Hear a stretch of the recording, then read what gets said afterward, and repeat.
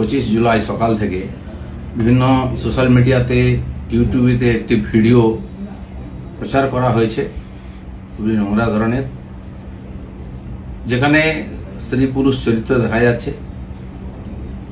তাদের মধ্যে যে পুরুষ চরিত্র তার সঙ্গে আমার নাম যুক্ত করার চেষ্টা হচ্ছে।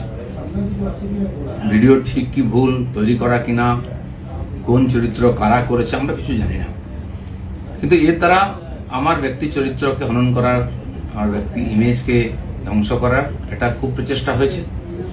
একটি ষড়যন্ত্র চলছে অনেকদিন, সেই চক্র থেকে এটা করা হয়েছে। সেই জন্য আমার মনে হয়েছে যে এটার সত্য সামনে আসা উচিত এবং যারা এই চক্রান্ত করছে তাদেরকে আইনের সামনে আনা উচিত।